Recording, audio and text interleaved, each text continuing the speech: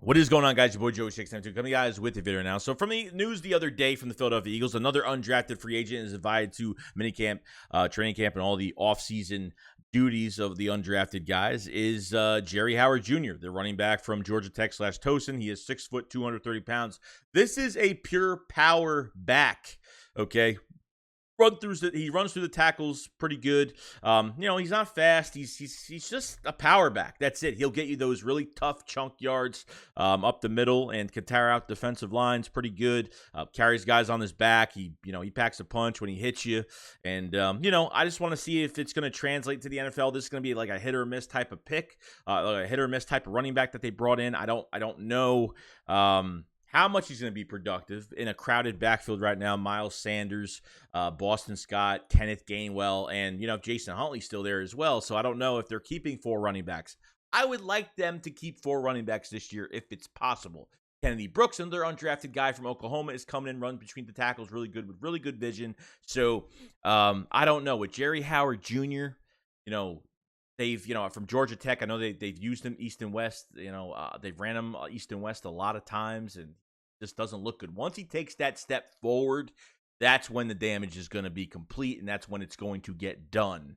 Okay, so you're using this guy purely north and south, runner, run up the middle, run to as many guys as possible, be physical, and get those 4 to 5 yards, on first down, which they used him a lot for that. Which he could get passes. He could go out as a receiver and actually get some passes, which he's not bad at that. They really didn't throw it to him that much of the 2 schools that he did go to.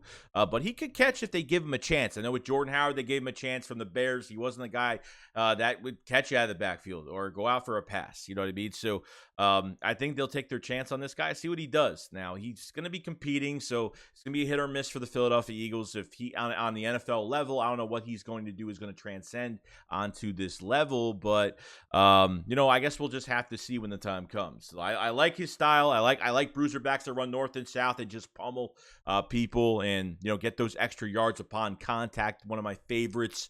So definitely something we're going to be looking at towards training camp.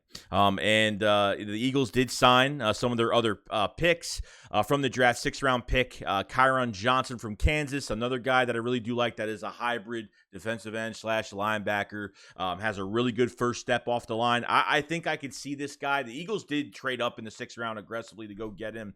I could definitely see him being a rotational backup defensive end if that's the case. I don't know if he's going to be a linebacker. I think they brought him in to be a defensive end, and I think that's where they're going to use him. He ran a 4.38. I mean, he was fast. So when you see that quick step, watch his Senior Bowl practice highlights because with Trevor Penning, that was a 1st-round pick, offensive tackle. He totally look at the size difference and what he did to that guy and totally embarrassed him. Embarrassed a few tackles at that Senior Bowl practice. So I'm really happy to get Kyron Johnson, bring him in here, and he signs his deal. Very excited to see what he does into the depth of this defensive line at defensive end, which is great. And then finally, you have Grant Calcaterra, the 6th-round pick, tight end from SMU that used to play with Jalen Hurts. I think Oklahoma. He used to play with Jalen Hurts at Oklahoma in 2019. They have a really good relationship. The tight end backup spot is very open to me right now because I know they moved JJ to tight end, okay?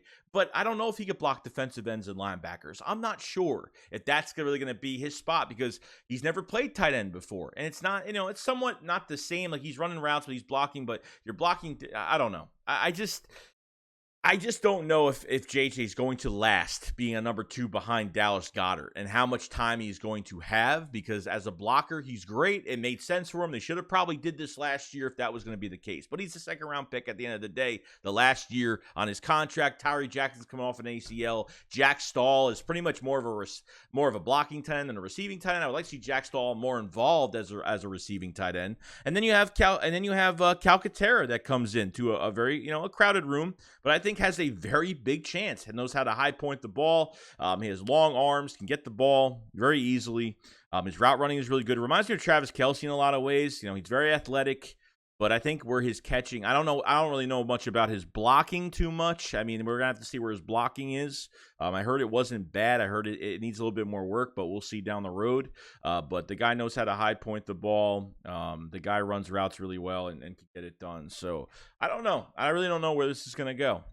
the tight end position is going to be interesting this year, but we'll find out. We'll see what happens because there's a lot of bodies in that room, but there's no one's really has been proven at the number 2 tight end. And obviously, we're talking about Tyree Jackson come off the ACL. It's just only he's going to his second year playing tight end, so it's a very young room behind Dallas Goedert, and we're going to see what happens. We're going to see what happens when the time comes. So other than that, guys, that's pretty much it. Obviously Jerry Howard Jr. sides undrafted free agent out of Towson, which was great, and then you have Calcaterra and Kyron Johnson, both 6th-round picks that signed their deals yesterday, which was pretty cool. So other than that, guys, pretty much it. Let me know what you guys think, and I'll see you guys on the next one. Shake Squad up, follow us. Peace out, guys. Peace.